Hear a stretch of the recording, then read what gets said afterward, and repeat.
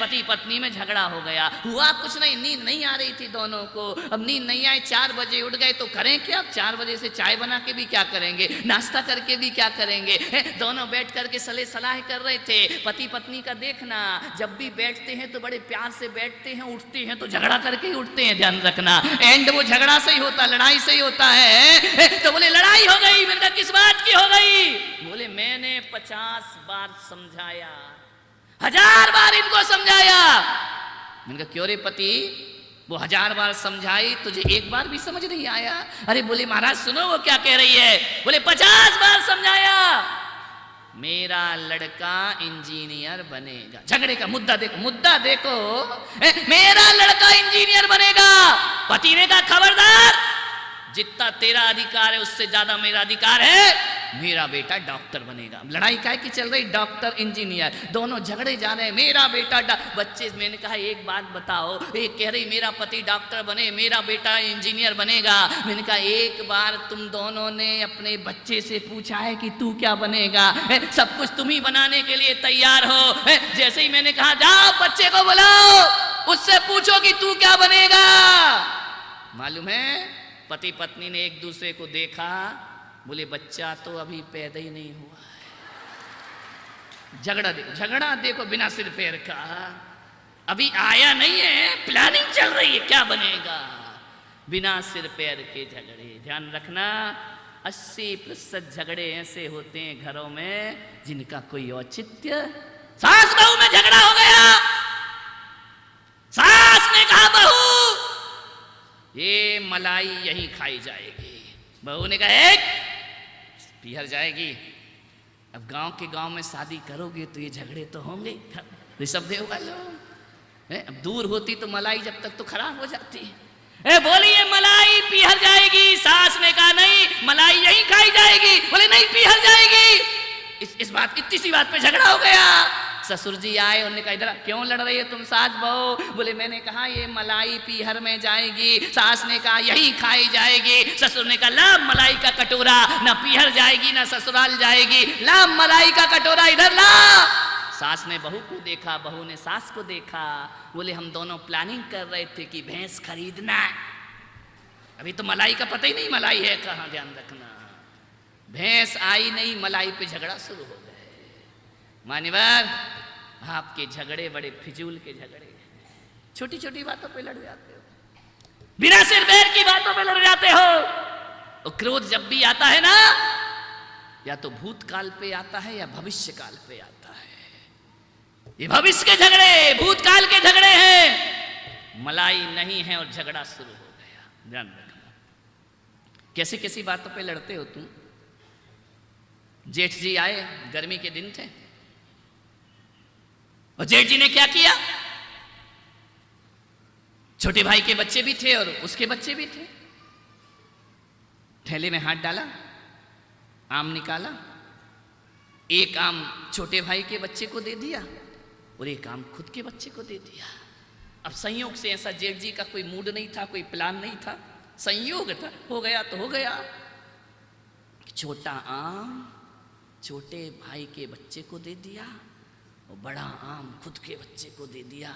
ये तो जेठ ने सोचा भी नहीं था, लेकिन वहां बहू रानी देख रही, अच्छा अपने बच्चे को बड़ा और मेरे बच्चे को छोटा।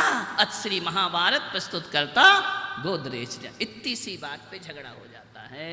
मान्यवर क्रोध तात्कालिक पागलपन है, ध्यान रखना।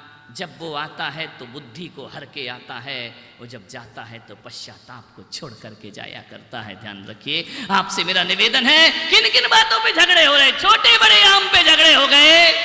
ये तो उस पिता ने सोचा ही नहीं था, लेकिन झगड़े हो गए। मुल्ला नसरुद्दीन जयपुर जा रहा था, कहीं गए हैं, अभी तक नहीं लौटे हैं।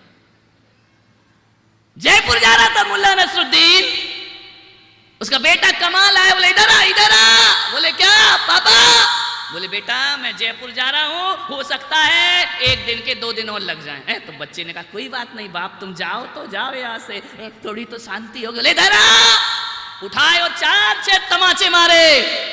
पत्नी गुलाबों ने कहा तेरा दिमाग खराब है, तू बाहर जा रहा है, बाहर जाता है तो बाप बेटे को सीने से लगाता है, प्यार करता है, तू उसकी पिटाई कर रहा, तू उसकी ठुकाई कर रहा। बोले तू चुप रहे, मार लेने दे जी भर के, मैं जा रहा हूं, 4-5 दिन भी लग सकते हैं। अरे तो बोले इसको प्यार कर। मुल्ला ने कहा नहीं, जी भर के ठोकूंगा पट्टे को, आज इतना मारूंगा इतना मारूंगा। पूछा मुल्ला तू पागल हो गया, काय को मार रहा है? बोले इसलिए मार रहा हूँ कि जयपुर जा रहा हूँ, 4-5 दिन लग गए और कल इसका रिजल्ट आ रहा है और मुझे मालूम है फेल होगा, और ये फेल होगा तो इसकी पिटाई। ध्यान रखना, ये भविष्य के झगड़े, फोकट के झगड़े, फोकट का गुस्सा कि कल मैं रहूंगा नहीं और रिजल्ट में ये पक्का। वो तो स्वरित बड़ा हो गया है, नहीं तो बल्लू भी यही करके जाता। ध्यान रखना, मास्टर का लड़का है, ध्यान रखना, मानेगा। विचार करिए, सोचिए, बेकार के झगड़े होते हैं हमारे घरों में, बिना सिर पैर के झगड़े। ये मिट्टी के ठीकरों के लिए आदमी लड़ता है, ये मकानों के लिए आदमी लड़ता है। एक घर में पैदा होने वाले दो भाई कटघरों में जाकर के खड़े हो जाया करते हैं, 1-1 इंच जमीन के लिए लड़ रहे हैं। ध्यान रखना, मान्यवर आज से निवेदन है, ये ना दौलत जाएगी साथ, ना रुपया ना पैसा साथ जाएगा, तो हमारा प्यार हमारे साथ जाया करता है। ध्यान रखिए, लेकिन आदमी लड़ रहा है, भूतकाल के झगड़े होते हैं। इतना अच्छा प्रवचन में आदमी आ रहा था, चौराहे पे झगड़ा हो गया, कॉलर पकड़ ली। अरे मैंने कहा हुआ क्या? बोले वही आदमी है। मैंने कहा कौन? जिसने 2 साल पहले मुझे गाली दी थी। तेरे पागल की 2 साल पहले की गाली अब याद आ रही है तुझे? बोले नहीं, जब जब इसको देखता हूं तो गाली याद आ जाया करती है। अरे मैंने कहा 2 साल पहले इसने गाली दी थी ना, वो दिन कौन सा था, वो तारीख कौन सी थी? बोले तारीख और दिन तो याद नहीं। अरे मैंने कहा दिन और तारीख याद नहीं और गाली को जिंदगी भर याद रखता है। अरे जैसे कैलेंडर भूल गया वैसे गाली भी भूल जा, तेरे जीवन में आनंद बरस। आदमी कितनी बातें याद रखता है, अभी रामायण की चौपाई कहें तो 2 दिन बाद भूल जाओगे, गाली तो जिंदगी भर। उसने मेरा अपमान किया था, उसने मुझे गाली दी थी। मान्यवर उसने दी तो तूने ली क्यों? ध्यान रखना, सामने वाला जितना गाली देने को स्वतंत्र है उतने तुम भी लेने और नहीं लेने को स्वतंत्र। लेकिन तुम तो इतने जल्दी लेते, लाओ दे दो गालियां, 1 के बदले 4। सुना क्यों? पहले के जमाने में क्या होता था, चिट्ठी लिखते थे, अब तो चिट्ठी मिट्ठी का लफड़ा ही खत्म हो गया। जब से मोबाइल आया चिट्ठी का लफड़ा ही नहीं तो रोज शाम को बच्चे खेलते थे, स्कूल से आते थे, डाकिया आता था, पोस्टमैन आता था, चिट्ठी आई होगी, संदेश आया होगा। अब तो चिट्ठी मिट्ठी का लफड़ा ही खत्म, एसएमएस कर दिया, मैसेज पहुंच गया। और आजकल तो लिखने का भी खत्म, यहाँ वहां से उठाया, यहाँ से लिया, वहां फॉरवर्ड कर दिया, उसका लेके उसे फॉरवर्ड कर दिया। मान्यवर ये भी पढ़ने की फुर्सत नहीं कि उसमें क्या लिखा है। कभी एक काम करना अनंत जी, यदि मैसेज में 10 गाली लिखी हो, किसी को फॉरवर्ड कर देना तो वहां से यही लिखा आएगा थैंक यू, क्योंकि पढ़ने का उसको भी समय, ना भेजने वाले को पढ़ने का समय है ना लेने वाले। क्या जमाना था जब चिट्ठियां आती थी, इंतजार रहता था, कैसी भाषा थी, एक एक शब्द संभाल संभाल के लिखा जाता था, कैसे शब्दों का संकलन हुआ करता था, कैसे भावनाओं को शब्दों में रंग करके पहुंचाया जाता था और कैसे दूरियों को आपस में मिलाया जाता था। वह पत्र का जमाना हुआ करता था, चिट्ठी का जमाना हुआ करता था। आजकल तो चिट्ठियां सब खत्म हो गई। ध्यान आती है क्या कोई चिट्ठी? तो हाँ सरकारी आती है, इनकम टैक्स के नोटिस, गवर्नमेंट की आती है, ध्यान रखना, कोर्ट का नोटिस, तलाक का नोटिस। प्रेम की चिट्ठियां तो आना बंद हो गई। कौन लिखता है? कैसे खत लिखे जाते थे, कभी कभी तो दुर्घटना हो जाती थी। ये पुष्पदंत वगैरह जब गुरुकुल में स्कूल जाते थे तो बहुत सारी दुर्घटनाएं घट जाया करती थी कि चिट्ठी लिखो किसी को, पहुंच जाती बाप को। लिखी तो बेटी को थी, चिट्ठी पहुंच गई बाप के पास। वो इतना उधेड़ता था बाप, इतना उधेड़ता था। आजकल तो खुलेआम पूछा जाता है, बेटा बोल किससे शादी करना है। पहले के तो बेटे बोल नहीं पाते थे बाप से किससे शादी करना है। और यदि ये प्रेम रेम विवाह करना तो इतनी पिटाई होती थी, इतनी पिटाई और इतने झगड़े होते थे, बड़ी मुश्किल से शादियां होती थीं, तब जाके वो विवाह के समय विदा के समय गाता था, हम लाए हैं तूफान से कश्ती निकाल के, उस देश को रखना मेरे बच्चों संभाल के। अब तो काय का तूफान, काय का कुछ ध्यान रखिए। अब तो ना चिट्ठी प्रेम पत्र तो है ही नहीं दुनिया में, जितने भी हैं रोज नोटिस आया करते हैं। एक भी चिट्ठियां इतनी अच्छी होती थी, दिल से दिल की बात हुआ करती थी। वो कभी झगड़े में कोई बहू अपने पापा को चिट्ठी भी लिखती थी तो 6 दिन में पहुंचती थी, 7 दिन में जवाब आता था, तब तक झगड़ा निपट जाता था। ध्यान रखिए, दोनों में प्रेम हो जाया करता था। अब तो ऐसा कि यहाँ झगड़े, अरे झगड़ा तो छोड़ो, फोन करना तो छोड़ो, अब तो मोबाइल ऑन करके झगड़ा हो जाता है। सुनो मेरा पति क्या बोल रहा है, ध्यान रखिए, बहुत हालत खराब है। पुराने जमाने लौटना चाहिए फिर से एक बार। मान्यवर, क्रोध हर जीवन की समस्या है। तुम्हारे घरों में, तुम्हारी फैक्ट्रियों में, तुम्हारी दुकान में छोटे छोटे वो अग्निशामक यंत्र लगे रहते हैं ना, फायर लगा रहता है। क्यों लगाते फैक्ट्री में, बोलो? कहीं धोखे से आग लग जाए तो जब तक फायर ब्रिगेड आएगी उससे पहले छोटी मोटी आग को इससे कंट्रोल किया जाए। ध्यान रखना। मैं आपसे निवेदन करता हूं, दुकान में और फैक्ट्री में अग्निशामक यंत्र लगाते हो, मैं आज पुलक सागर कहता हूं, एक अपने दिमाग में भी अग्निशामक यंत्र लगाओ यहां से जाके, और इसलिए लगाओ वो यंत्र कौन सा होगा। ऐसा मत करना कि तुम उठा के उसको सिर पे लेके घूमने लगो कि महाराज ने कहा अग्निशामक यंत्र लेकर के चलो। नहीं, वो मैं नहीं कह रहा हूँ।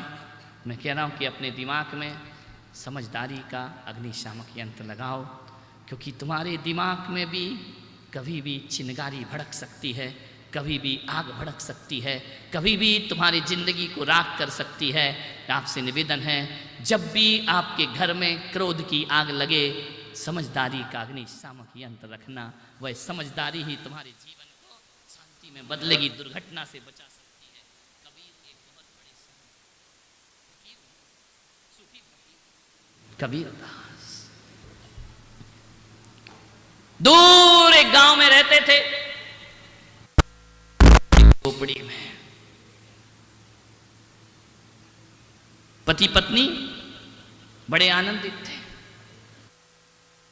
पूरे गांव में हर घर से झगड़ा करने की आवाज आती थी, लेकिन कबीर की झोपड़ी से कभी पति पत्नी के झगड़ने की आवाज नहीं आती थी। एक जिज्ञासु गया और उसने जाकर कबीर से पूछा कि मैं बरसों से देख रहा हूं तुम्हारी झोपड़ी में परमात्मा के गीत तो सुनाई देते हैं, आत्मा के गीत तो सुनाई देते हैं, तुम्हारे घर में कभी लड़ाई की आवाज नहीं आती है।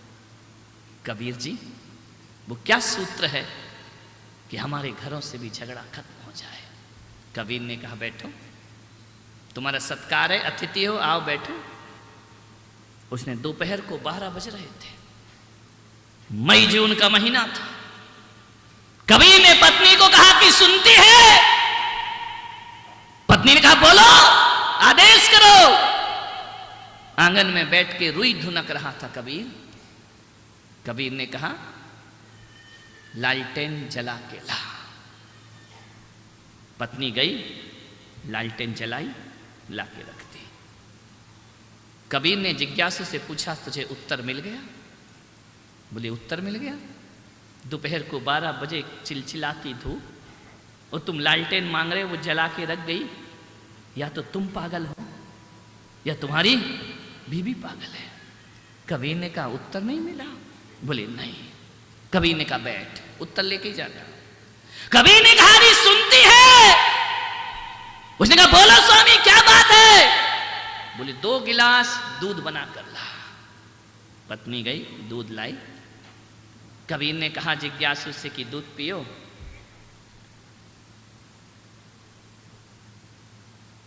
जिज्ञासु ने जैसे ही दूध होठों से लगाया, थूक दिया। बोले पागल हो, दिमाग खराब है क्या तुम्हारा? कबीर ने कहा रुक जा। कबीर ने दूध लिया, घटाघट पूरा गिलास दूध पी गए। तो कबीर ने कहा उत्तर मिल गया? बोले खाक उत्तर मिल गया है। तू भी पागल और तेरी पत्नी भी पागल लगती है, दिमाग से पागल हो तुम। कबीर ने कहा समझ नहीं आया? बोले नहीं। बोले क्या हुआ? बोले 12 बजे दिन में कबीर तुम कह रहे हो लालटेन ला, वो ला गई, दे गई, और तुमने जो पत्नी को दूध का ऑर्डर किया, ऐसी पागल पत्नी शक्कर की जगह नमक डाल करके लाई है। तो कबीर ने कहा तुझे उत्तर समझ में नहीं आया? बोले नहीं। बोले उत्तर इतना ही है, देख दोपहर को 12 बजे मैंने पत्नी को कहा लालटेन ला, तो पत्नी ने कोई तर्क नहीं किया। पत्नी ने क्या और क्यों नहीं पूछा, चुपचाप लाकर लालटेन रख दी।